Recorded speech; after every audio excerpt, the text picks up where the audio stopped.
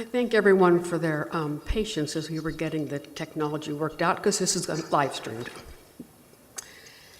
So I welcome you all to First Unitarian Universalist Church on this sunny day in mid-May for a time of remembering and sharing about one we have known and loved, Ingrid Silvian. My name is Reverend Kathleen Fowler, and it is an honor and privilege for me to hear all these stories and be able to hold this space for you and her. There was a heavenly star that first appeared on January 20th, 1930, over the town of Solingen, Germany, that began to shine more and more brightly as Ingrid's presence, her caring presence and compassion, began to shine in the world. We gather here today to celebrate that love and all the ways that Ingrid strived to overcome her life's challenges and to help others with theirs as well. I look forward to hearing lots of stories from you all here today. I use these words adapted by Unitarian Universalist minister Edward Cyril because I think they give us a lovely image for our gathering today. In gathering pieces of fabric and stitching them into a single cloth, a quilt, we are piecing together our memories, our feelings, our wisdom as we faced Ingrid's departure from this life. May this quilt we make be a beautiful pattern comforter for our grief this day and in the days to come. And Rochelle, would you please come forward to light our chalice? Originally, the flaming chalice was a two-dimensional image stamped on documents created by the Unitarian Service Committee to help Jewish and other refugees escape Nazi persecution on the eve of World War II. Today, besides reminding us of our vision of a shared world where diversity is still celebrated and safety can be found, these images also remind us of the bountiful love that exists in the world, the interconnections between us, and the flame of hope that can never be extinguished. We light this chalice, which transforms wax into pure light and warmth, to remind us of our own living, transforming the stuff of this world into the love and activity of our daily lives. As we remember Ingrid, may today bring forth transformation in ourselves from grief, healing, from memory wholeness, and from Ingrid's life, inspiration to continue her work and the love in the world. Thank you, Rochelle. So we come to the time of the unison affirmation. I love this unison affirmation because it guides me to remember that life is a journey that contains both joys and sorrows. But if we embrace it, hope and life remain for tomorrow. Conversely, in the face of approaching death, ours or another's, we are reminded of the preciousness of life. So I invite you to stand in body or spirit. Please stand, if you can.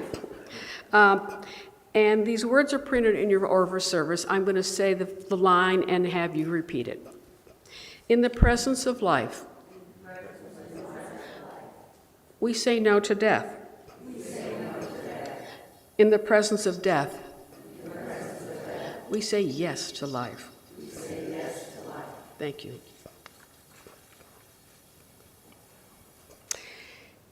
It is customary at a memorial service to set the death of a single person into the larger sacred context of the mystery of life and death, which embraces us all.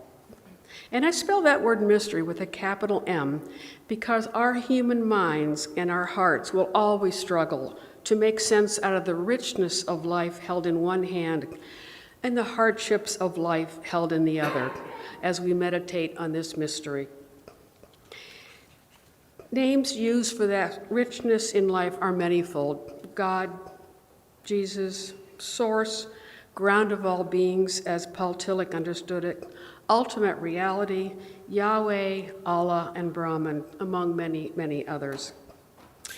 And beyond religion, some seek this spirit in nature, in art, in music, in philosophy. And flowers remind us, according to Reverend Gary Kolowski, that warmth and kindness can pierce through the frost of cruelty and indifference, and that goodness has deep roots and will prevail. I know Ingrid knew how to pierce these dark spaces, and I'm sure she would say that good music, such as A Piano Tuner's Daughter and the lovely voice of Cecile Smith, will remind us music can pierce as well. Today we find the richness of Ingrid's life showing us a way forward whenever we find ourselves fearful, maybe stuck.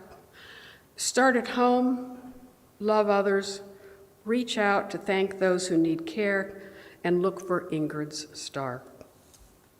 Cecile?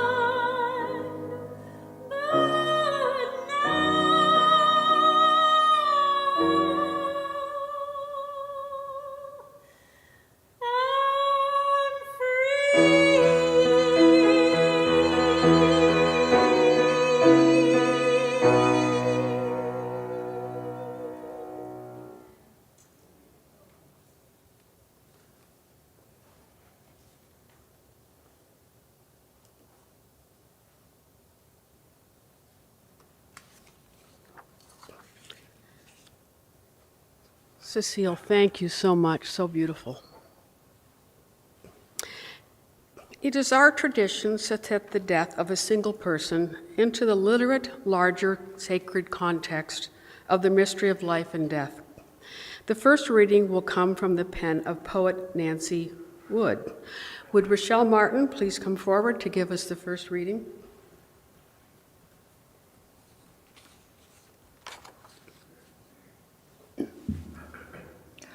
Hold on to what is good, even if it is a handful of earth. Hold on to what you believe, even if it is a tree that stands by itself. Hold on to what you must do, even if it is a long way from here. Hold on to life, even when it is easier letting go. Hold on to my hand, even when I am gone away from you.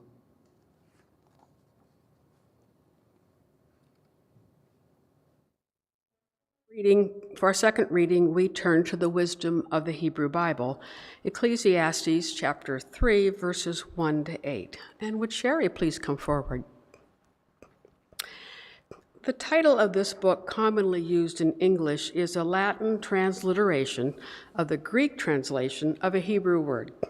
It was perhaps written 100 to 200 BCE. To everything there is a season, a time to everything, a time to every purpose under heaven, a time to be born and a time to die, a time to plant and a time to pluck up that which is planted, a time to kill, a time to heal, a time to break down and a time to build up, a time to weep and a time to laugh, a time to mourn and a time to dance, a time to cast away stones and a time to gather stones together, a time to embrace and a time to refrain from embracing, a time to get and a time to lose, a time to keep and a time to cast away, a time to rend and a time to sow, a time to keep silence and a time to speak, a time to love and a time to hate, a time of war and a time of peace.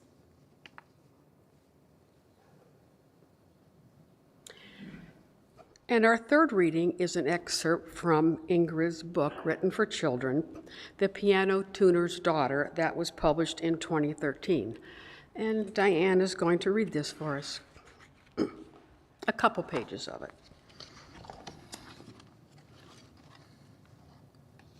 This book is some of her memories in Hitler's Germany, and it's set in a children's book, so it's very lovely.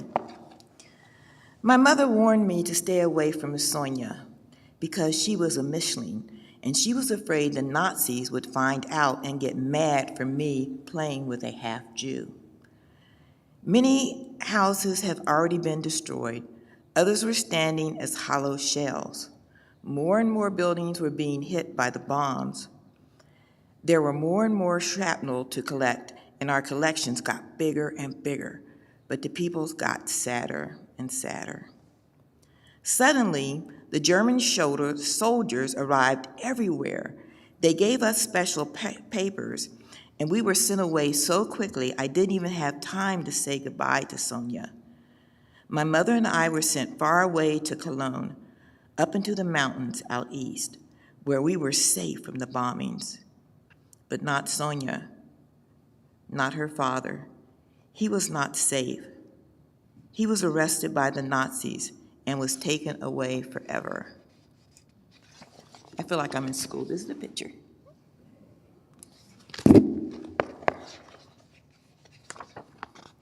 In the mountains, I was lonely.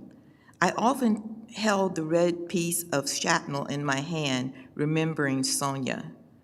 When the bombing finally ended, my mother and I were free to leave the mountains, to go back out west. We went back to Cologne, and I searched and searched for Sonia, but I couldn't find her anywhere.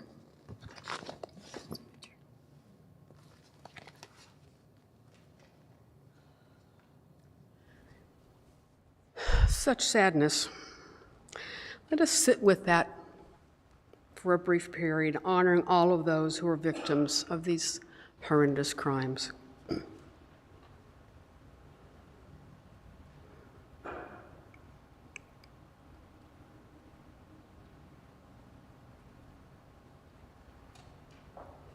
Amen. And thank you, Rochelle, Sherry, and Diane, for adding your beautiful voices into this sacred air.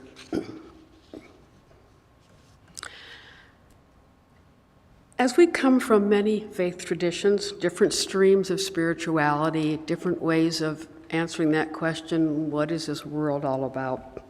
I invite you each to take a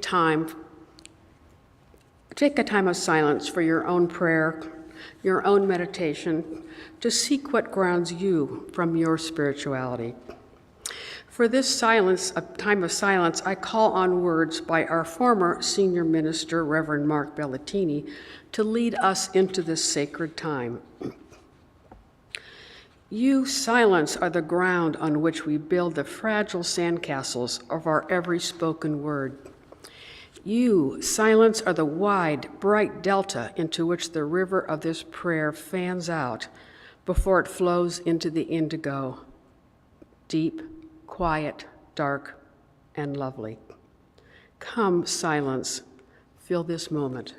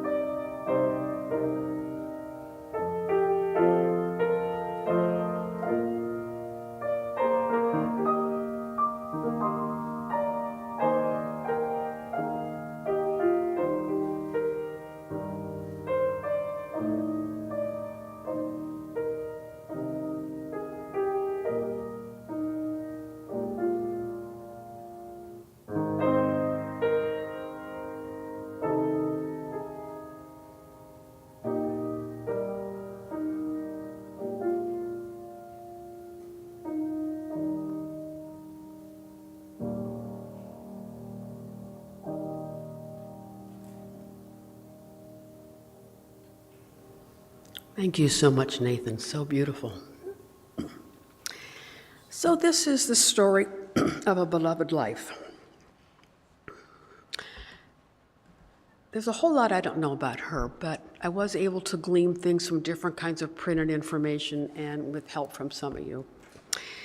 Ingrid was an amazing woman, and nothing seemed to stop her focus on learning and helping others. It was clear that she had a tender spot in her heart that was touched by the suffering of others. She was born and grew up in Germany, born in 1920, and she and her mother moved to Cologne when she was 5, and she grew up there. In a special feature Ingrid wrote for the winter 2002 edition of Senior Source entitled 1933 to 1945, A Memory, she spoke of living in a quiet residential street in Cologne as a young child, and down the street she could see a large opera house. Nearby was a Gothic cathedral on the square near the Rhine, surrounded by elegant, expensive shops and restaurants. I can imagine Ingrid gazing up at the huge steeples of the cathedral, captivated by their size and design, seemingly extending miles up into the air. Life was no doubt intriguing for young Ingrid. At Christmas time, families could attend a performance of the fairy tale Hansel and Gretel at the Opera House. A comedy theater was not far away, where only the Cologne dialect could be heard, to hear tales of Blockhead and Cross-Eyed, which was a version of Laurel and Hardy.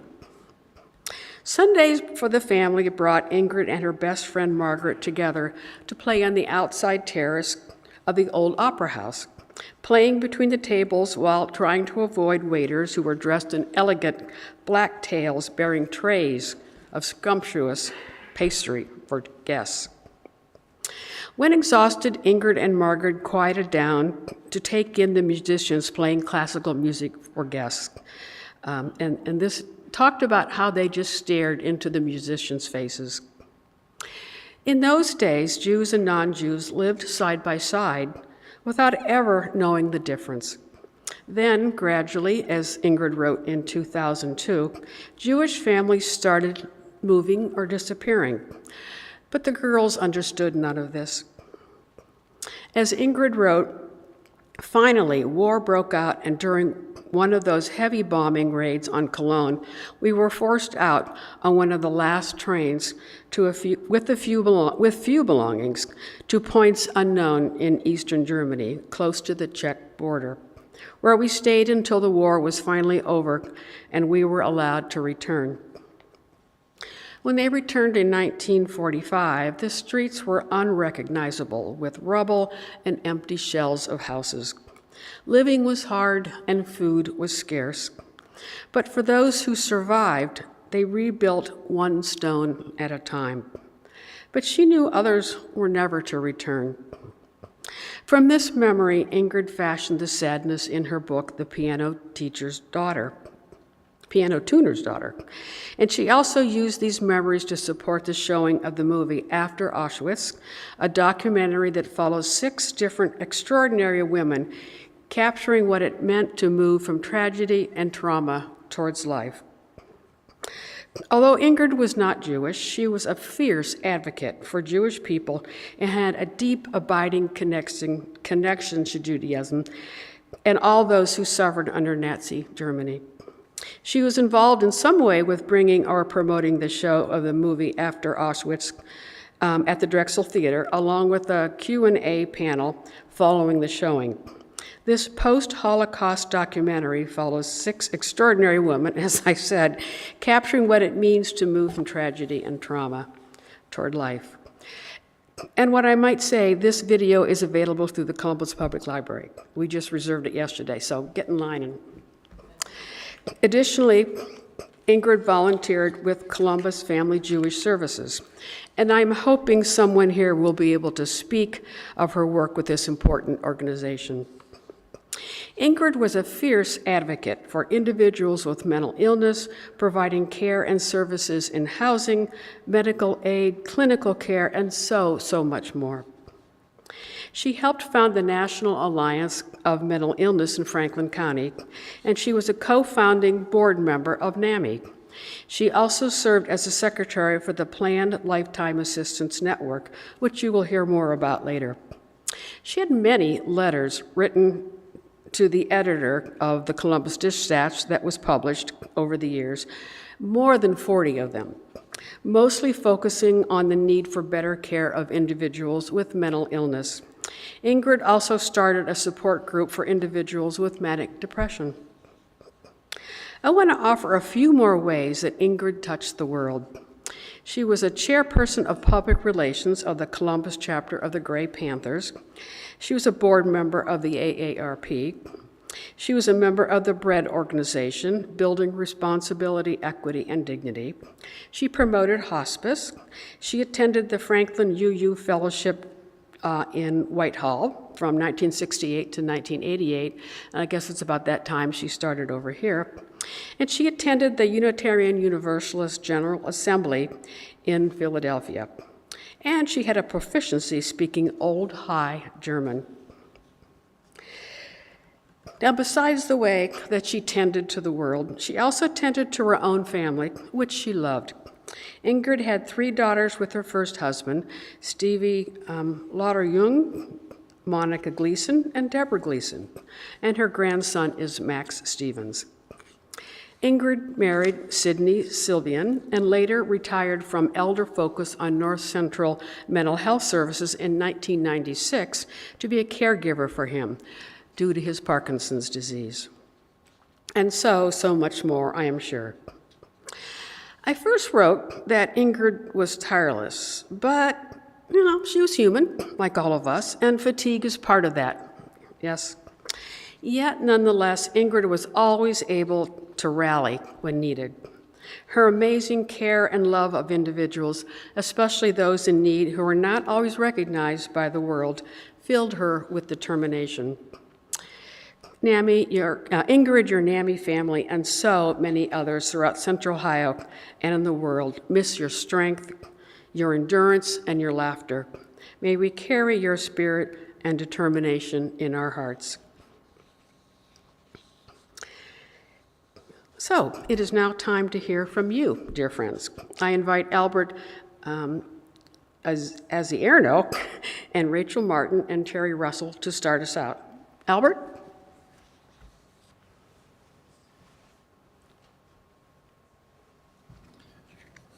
It was 1998 when my wife and I were looking for some way to help us with our son, who has a mental illness.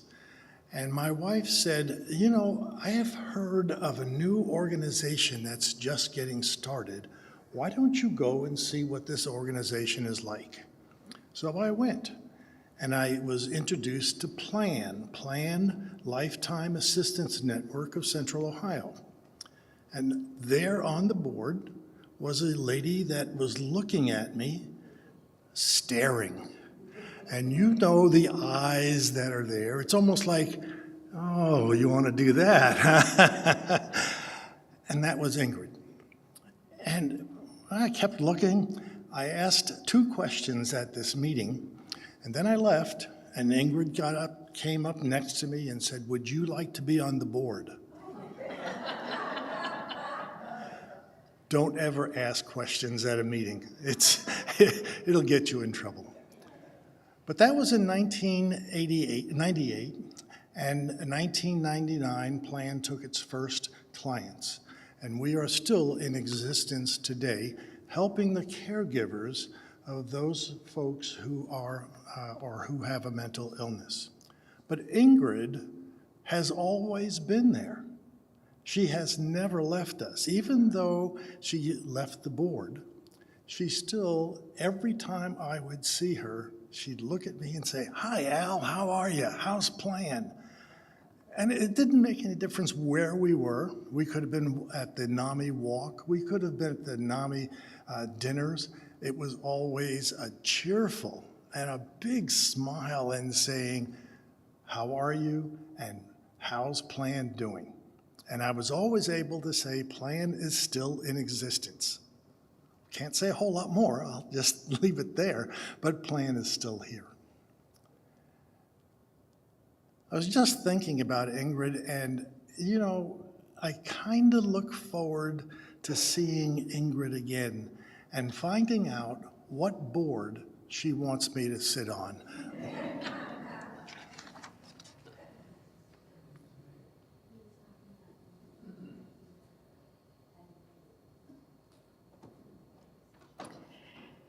So, my life with Ingrid has been oh so special.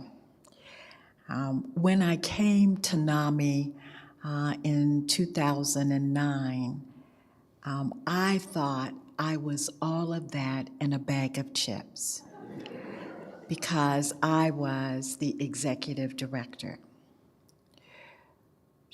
Ingrid taught me that I wasn't.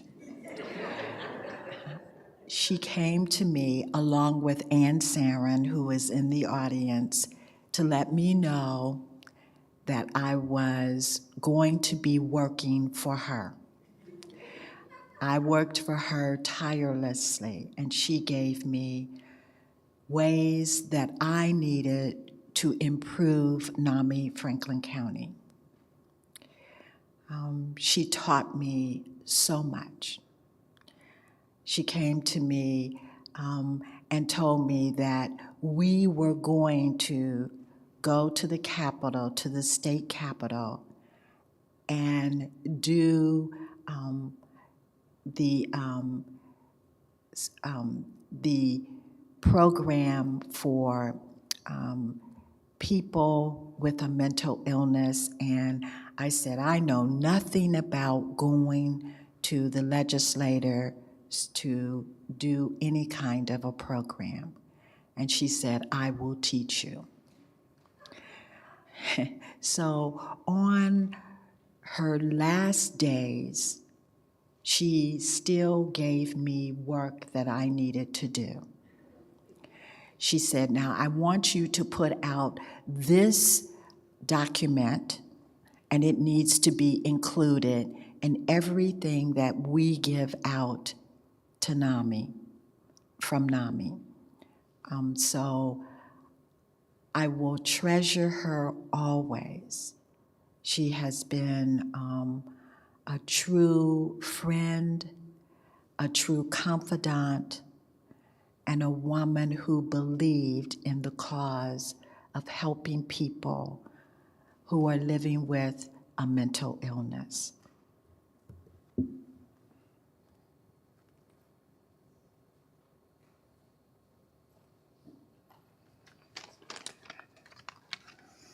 Hi, everybody.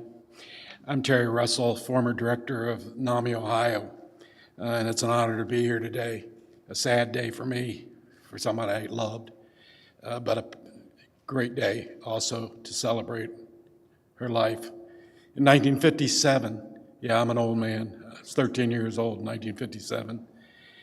I got off the school bus, and the paddy wagon was out front of my house taking my 15-year-old brother to the old state hospital.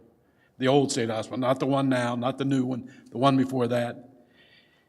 And I went into the bedroom. My mother was there crying, and it's like tattooed in my brain. She said, what are the neighbors going to think? What are the people at the church going to think? My dad wasn't there because he worked 18 hours a day to leave the house that was a hostage to mental illness. It was that experience that I really believe God put his hand on my shoulders and said, we've got to do something about this. So for 50 years, I've been an advocate for those living with mental illness and their families. I have been blessed, literally blessed, to work with thousands of families throughout Ohio and have developed close relationships with many of these families and these individuals. One of those individuals who stands out was Ingrid. For years, she had attended numerous advocacy programs with me, and when she spoke, people listened. A few years back, she received NAMI Ohio's Champion Award, which we don't give out every year. We only give it to the heroes, those people in this state, not Columbus, this state, that is a voice for those that don't have voices. I never forget the day at the State House when Ingrid introduced me to a friend, and her comments, which I probably did not deserve, were so kind and important for me that someone cared what we were doing. For those who don't know me very well, I was often misrepresented as being loud and aggressive, right? I would scream on behalf of those living with mental illness, but it would be the time that would allow me to talk to people like Ingrid that would settle me down. She was gentle and kind. This is a sad day for me, recognizing a lost friend, but I'm a better person myself today because she was in my life. God bless her.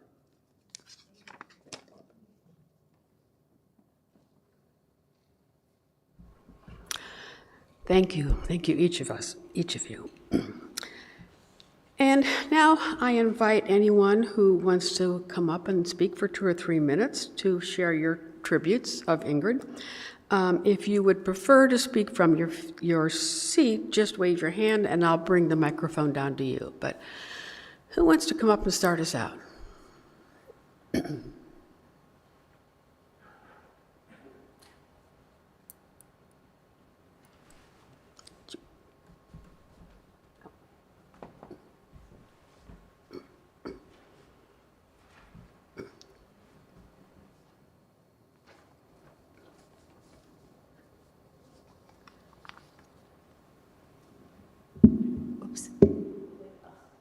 I'll stand on my tippy toes.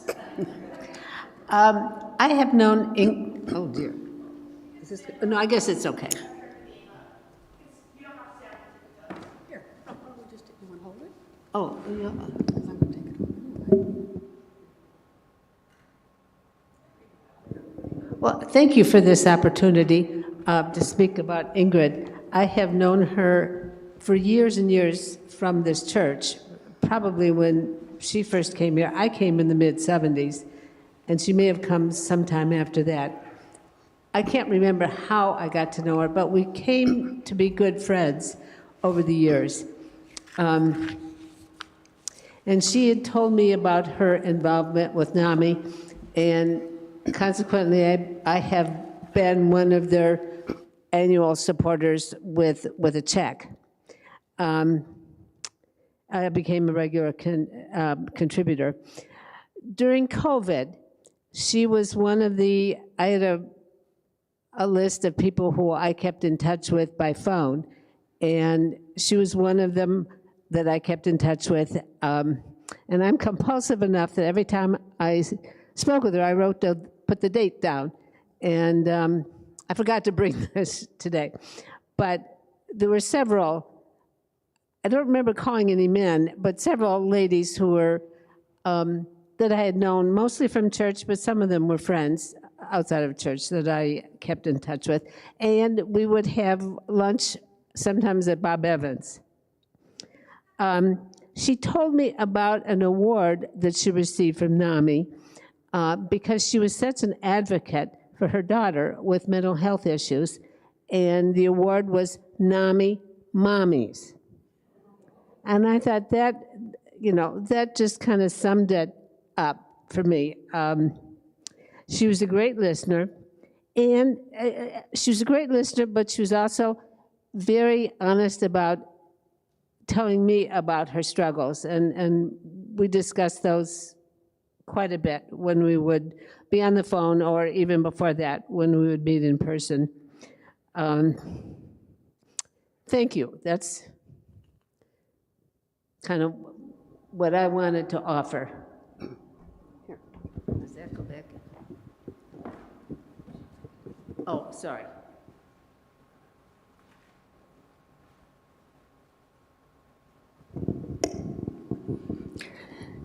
I'm Alice Rathburn. I'm also a member of this church, and I'm not good at remembering dates, so I don't know when I first knew Ingrid, but I remember her year after year carting in a file box full of entertainment books, which she sold in our fellowship hall after services, so that the the amount that would go to, having sold them, would go to the church.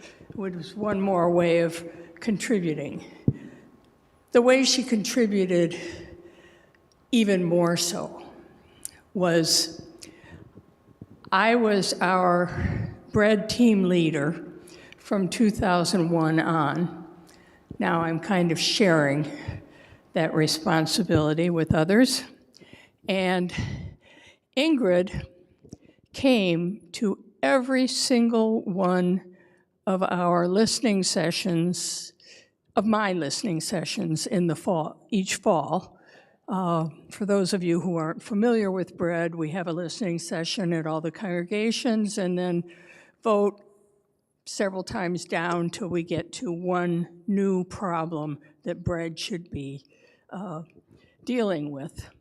And even after we got pathways, and we're ever so happy to do that, Ingrid still came. And she also was one of my network members. That means that she called 10 to 15 people every year to encourage them to attend the Bread Nehemiah Action Meeting each spring. Because without many people, we can't really get very many people who have money and power to change their minds. I can't think of the word right now. But anyway, she did that. If I didn't get to her soon enough, she would email me. And then she would ask for more names to call. And she came to every bread meeting, Bread Nehemiah Action Meeting, as long as she was able and could get a ride. Thank you. Thank you, Ingrid.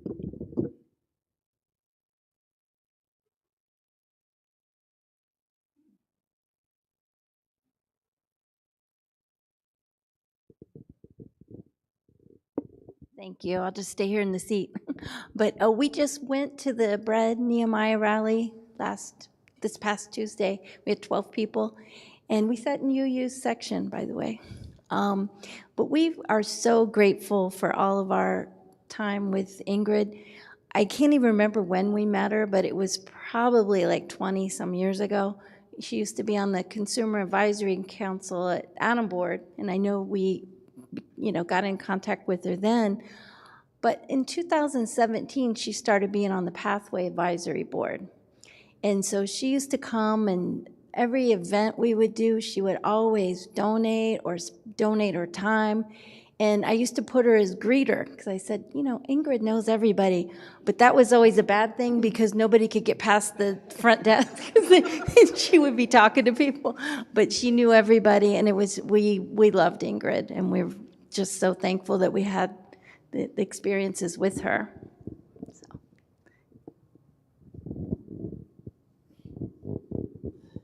Hi, everyone.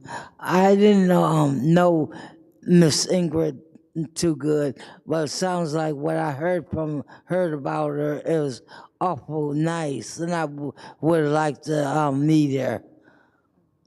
So we'll see you. Take care.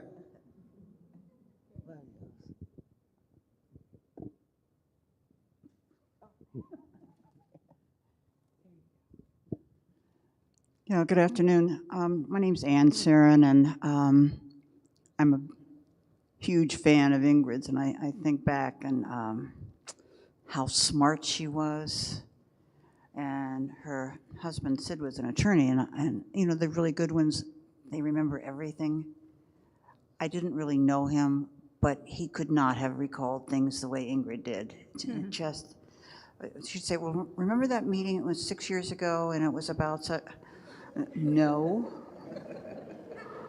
And the other thing I think about her, that when all these groups, she didn't just quietly join. She made you come along too.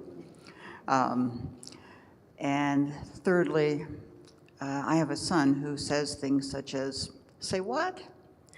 Well, Ingrid never said "say what," but she used to say and she was incredulous and so curious, and she'd say, What? What? I will really miss her, and I do now.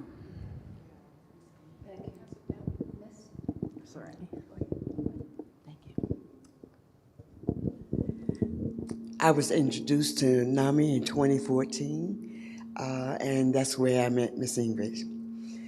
She was a wealth she was a wealth of information. No matter when I called her, eventually I started getting on different programs. I would call and say, Miss Ingrid, I got a problem. She says, what, Regina? And no matter what I asked her, she always had an answer for me, and she was, if I emailed her within 24 hours, you're going to get a reply from her. And I would truly miss her. I'm a member of this church also, and I met Ingrid, though. I was a Grey Panther in the mid-'80s, and so she was a powerhouse. She obviously guided the organization very well, and then she started coming here, and every time I come to a memorial service for somebody I knew, I find out so much more that they did that I had no idea.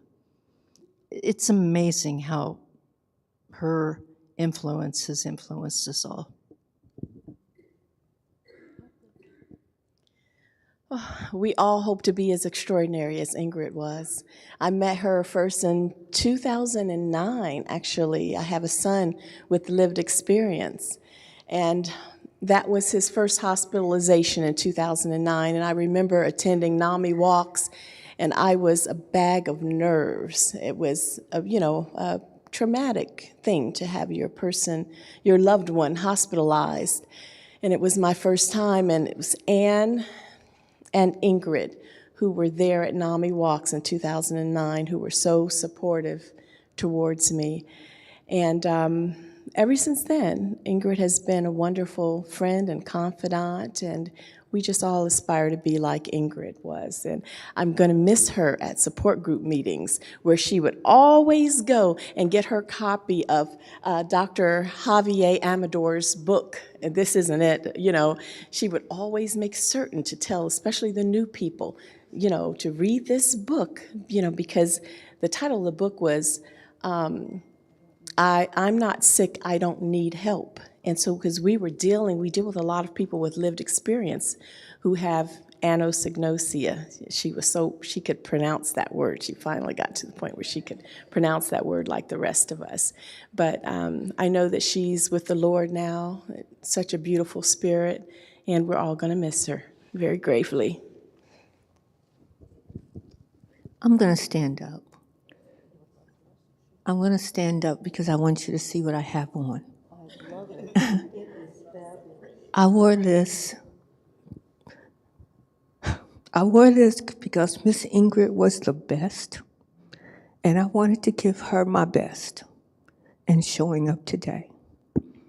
I didn't know her probably nearly as long as most of you have known her. I actually haven't known her very well at all, but on the few occasions that I have the lived experience of mental illness, and on the few occasions that we spoke, and she would often go before me, and I learned so much. I was so moved. I was so touched by her own experiences with her daughter. She was such a kind-hearted woman. I don't look like her. I'm not even in her age bracket. But I felt like we were friends. And every encounter made me feel like I belonged, like I wasn't alone in this, in that she brought that joy, and even in the hard work, a sense of peace to all that she touched and came in contact with. That song, Amazing Grace, she was amazing. The poem that you read, Rochelle, I will hold on to her hand, even though she's not here. Again, I didn't know her that long, but to have that kind of profound impact on people was amazing. And I'm just so glad and thankful I had the opportunity to meet such an amazing woman as her.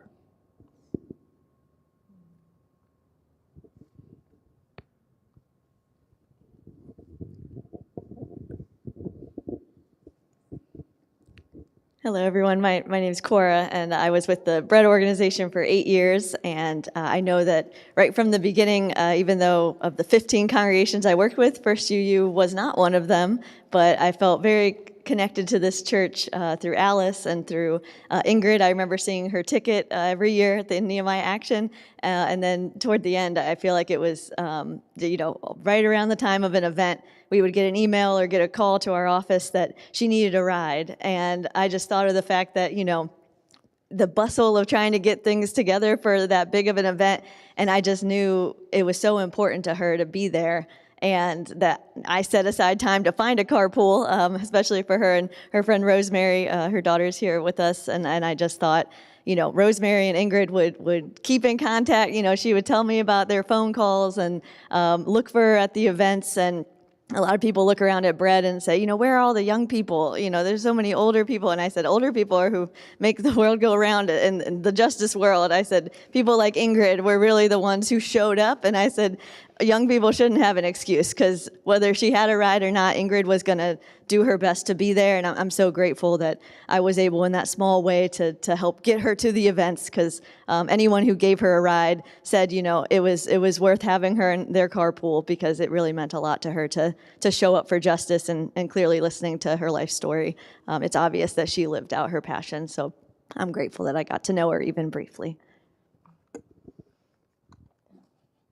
Hi, my name's Nancy Applegate Doyle, and Ingrid and my mom were inseparable. They went everywhere together. Ingrid would pick my mom up, and they'd go everywhere. They'd go to NAMI, they'd go to Bread. They were dear, dear friends, and I think that when my mom passed away, it really affected Ingrid in a deep way. I don't think she knew that my mom she never thought she would go. But Ingrid was so faithful. When my brother got diagnosed with dementia, she would email me, she would call me. She was fierce and she was faithful. Here she was struggling with bladder cancer, and she would email me and ask me about Todd. And I miss her. I miss her a lot. She was amazing. I met her.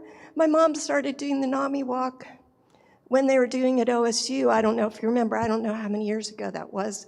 We started doing the NAMI walk, and I met her there. And Ingrid's German, and my sister married a German man, and so we had that connection because she was German too. So I miss her. I'm sad she had to go.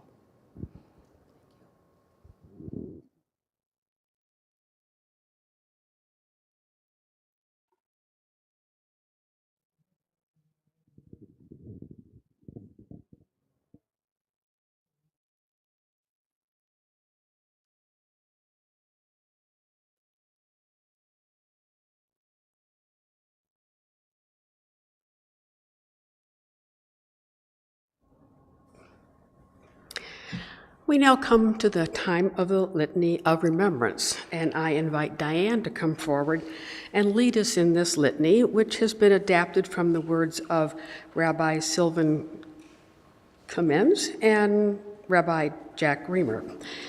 And Diane will read a line, and we invite you to respond with, "We remember Ingrid."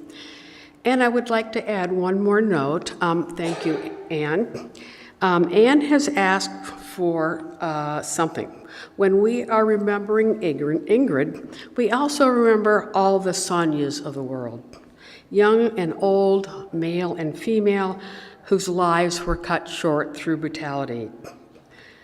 So all will be included in the line that we say, "We remember Ingrid." Diane? At the rising of the sun and at its going down, we remember Ingrid. At the blowing of the wind and in the chill of winter, we remember Ingrid. At the opening of the buds and of the rebirth of spring, we remember Ingrid. At the blueness of the sky and in the warmth of summer, we remember Ingrid. At the rustling of the leaves and in the beauty of autumn, we remember Ingrid. At the beginning of the year and when it ends, we remember Ingrid.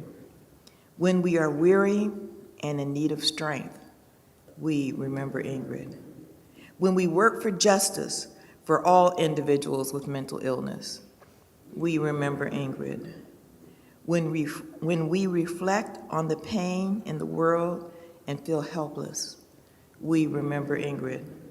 As long as we live, Ingrid too will live, for Ingrid is now a part of us. We remember Ingrid.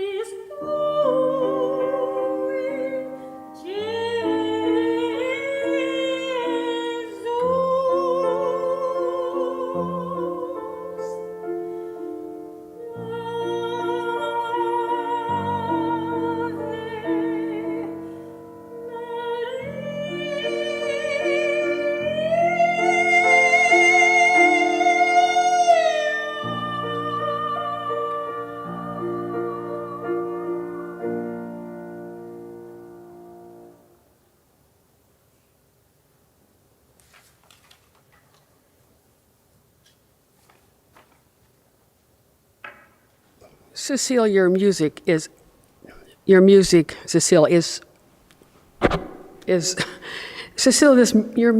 sacred and magical, of this world and yet beyond this world. Thank you for sharing your gifts.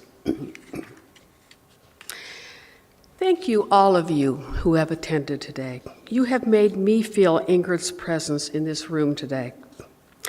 This afternoon, we stitched together our memories of Ingrid, incorporating beautiful music, the rays of a glowing candle, words of praise and thanks, yours and mine, all bordered with the echoes of silence.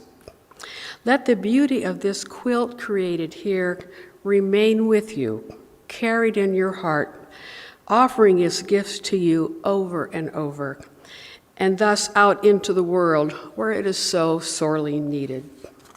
Amen. And I invite Rachel to come forward to extinguish the chalice. That lovely heavenly star that came out of the world above Germany all those many years ago went into hiding on February 13th of this year.